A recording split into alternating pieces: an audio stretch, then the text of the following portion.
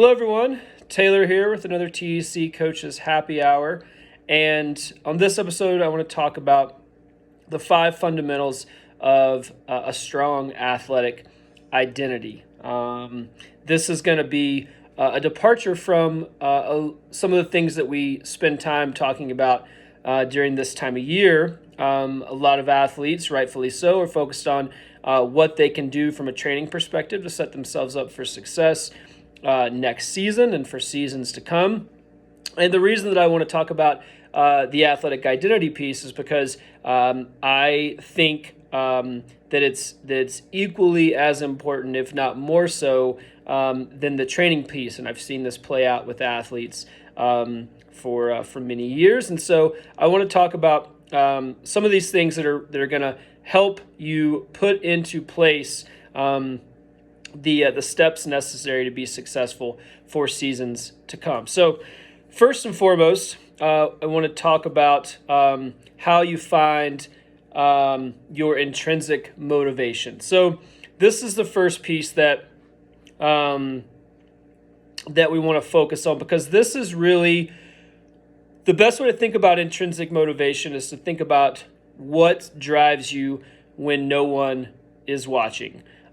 So, when we're out on a group ride or a group run, when we're recording things on Strava and we're getting external feedback, those are relatively easy ways to stay externally motivated. But those things come and go. They're not always there. And so we need to make sure that we're rooted firmly in our intrinsic motivation. So what's your internal motivation? It could be any number of things. It could be things like just better health, being healthier, and that could be why you show up and you stay focused and consistent in your training and your approach to your health. Could be more energy, right? You could feel better when you train, and that could be a perfectly fine reason to stay motivated. A lot of times people do it because they find that when they carve that time out for themselves, when they remain focused on the pursuit of their own goals and what they want to accomplish individually, that they are better partners, they're better parents, they're better at work, they're more driven in their career. So these intrinsic motivators tend to drive success in other areas as well. And so take a second, take some time to think about what that is. And again, the best way to classify that, or a good way that I like to think about it, is what drives us when no one is watching. And that's that intrinsic piece that's really important. Next is map out your process, performance, and outcome-based goals. So we've talked a lot. If you've watched the Happy Hour, if you listen to our podcast, Endurance Minded, if you read our blog, we've put a fair amount of information out there about these process, performance, outcome-based goals, and it's because it's something that, truthfully, most people don't spend time thinking about. We jump to outcome-based goals, which are race results, right? Those are your PRs, those are your podiums, those are your things that are external. And it's important to make sure that we have a roadmap that gets us to these outcome-based goals. It's not that the outcome-based goal shouldn't be a part of the equation, it's that it can't be the only part of the equation. So process is critical for long-term success and stable athletic identity. We have to understand our process. We have to understand why we do the things we do, and that those things are the building blocks that produce the external validation and the outcome-based success that we're looking for. So process is things that you can control, right? This is sleep, attitude, consistency, things that you can put into place and you could put into action tomorrow that would make a difference in the trajectory of your training, of the success that you have as an athlete, however you define that success. So the process is the little things. These are your day-to-day nutrition, healthy habits, any number of things that we can all do to start to put into place building blocks that are necessary. They're going to lead to the next phase, which is performance goals. So performance goals are kind of, if we think about process as our steps, then performance is where those steps lead to at the midpoint. So those can often be things that we think about as athletes, like metrics-based things like functional threshold power, peak pace, power on the run, PRs in a particular distance or a time. So the process that we put in place leads to performance, right? And we can see that performance take shape and show itself in any number of ways. A good workout, again, PRs, peak metrics, whatever that is, and it can be all of those things. That's our performance. So we want to define what those are, right? So the whole goal here is we want to map out what this road, this runway looks like. So what's our process? How do we define success from a performance perspective? And then what are our outcome goals? So the outcome goals are the things that we have no control over, right? So we do the process, we adhere to the process that leads to performance, and then we take those two things and we put them in action to try to elicit the outcome that we hope to get. But we don't know, right? Races are a classic example and the most common example of outcome-based goals. And we all know that race day can go any number of different directions. We don't know how the weather's going to affect us. We don't know who's going to show up necessarily. We don't know how well those people are feeling.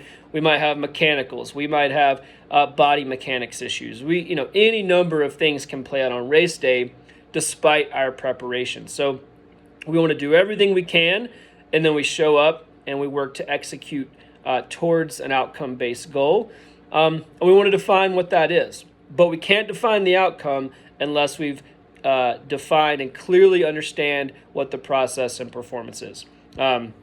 So that's going to help you be much more rooted when you get to race day. When you arrive at that outcome, you're going to understand what it takes to get there, and you're also going to be mentally prepared for the way that particular scenario could play out. Hopefully in your favor, but we don't always get it that way, and so it's good to be kind of firmly rooted in that mindset. Next is going to be to clearly define your expectations. So building off of the process, performance, and outcome-based goals, I like to make the distinction between expectations and goals. Goals are very polarizing, or they can be. We either meet that goal, we achieve that goal, or we don't. And so that can be a tough departure or a tough thing to navigate for many athletes because it's black or white, right? Is success or failure? And that's kind of the nature of a goal. And while that's not a bad thing, I think it's good for that goal to be bolstered by expectations.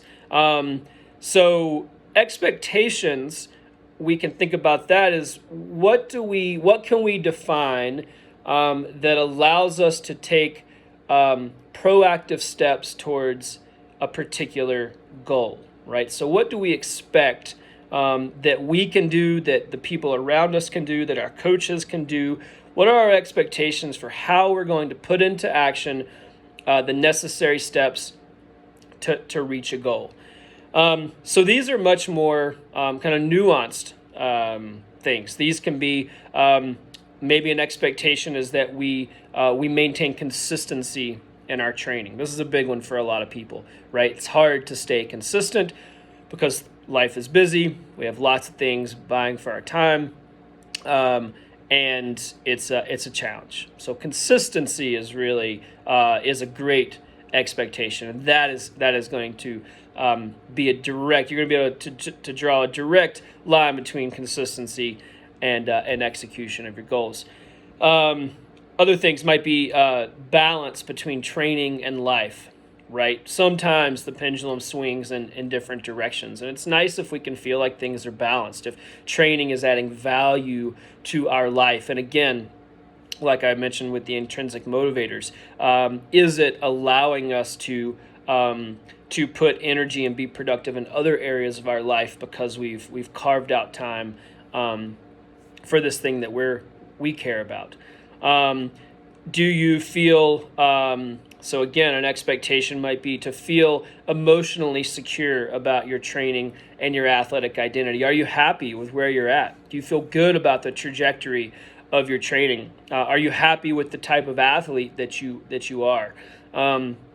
Feeling secure in that place is 100% going to help you be more successful in your outcome based goals.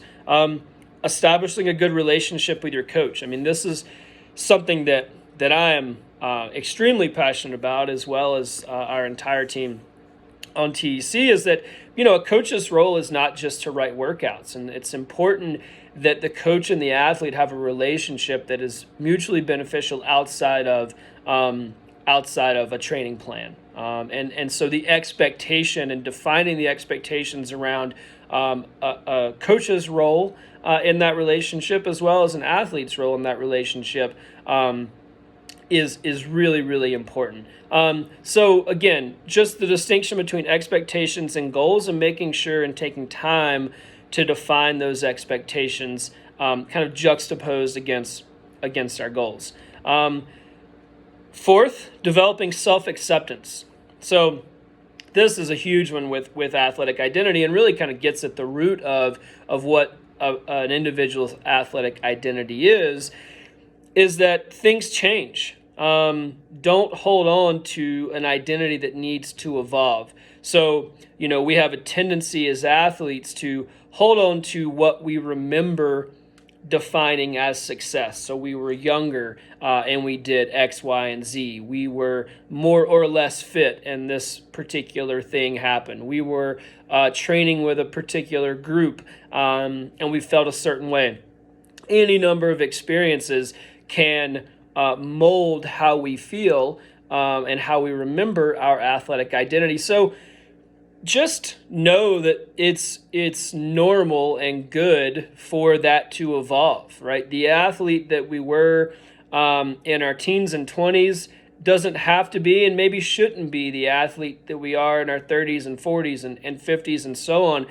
And enjoying the process of evolution is such an important part of athletic identity. And one of our coaches, Carson, just wrote an excellent piece that's on our blog that just went up this week about athletic identity, and he leans into the self-acceptance piece. So really, really important to just develop a mindset of self-acceptance, and that it doesn't have to look and feel like what it did last season or 10 seasons ago or whatever the timeline is. And then lastly, number 5, understand that it's a journey and not a race, right? So often athletic identity is disrupted because we have a particular timeline in mind that attempts to rush the process, right? We've decided, we get in our head that our expectation for a particular outcome is something that may be too rapid. And so athletic identity is about defining ourselves, certainly a piece of ourselves, as an athlete for the long term. So many athletes who don't have a good handle on their athletic identity and haven't taken the time to go through some of these steps that I've defined find themselves in kind of a boom and bust situation, right? They rush in, they go full gas without a firm grasp of the things that are going to set themselves up for long-term success. They may or may not achieve their outcome-based goal, and then they struggle to find that athletic identity on the other side of that outcome. So understand, I always say, settle in. It's a long ride. And it should be, and it should be enjoyable. That long ride should be something, I think, that we're searching for as athletes. We want to continue to find value and see all of the good things that being an athlete and committing to thoughtful, intentional training can bring to our lives. So it's not about just one good season or reaching, one outcome-based goal. It's about the consistent pursuit of the best version of ourselves. And so just, make peace with that. Again, understand that the goal is that we want to do this for a long time. And we want to build relationships around us that enable us to embark on this journey in a way that's fruitful and valuable, not only for our fitness and for the experiences that we're able to have as athletes, but also in other parts of our lives. So I hope that was insightful and valuable. Again, now's a really good time of year to think about these things and to make sure that we've established an athletic identity that is strong fundamentally, and that it's rooted in places that are sound and that are going to set you up for success when it comes to building that process, reaching those performance goals, and ultimately having the opportunity to execute those on an outcome kind of external stage. So thanks so much, as always, for tuning in to our happy hour. If you have any questions at all, you can always reach out to us on Instagram, on our website, and we look forward to seeing you soon. Thanks so much.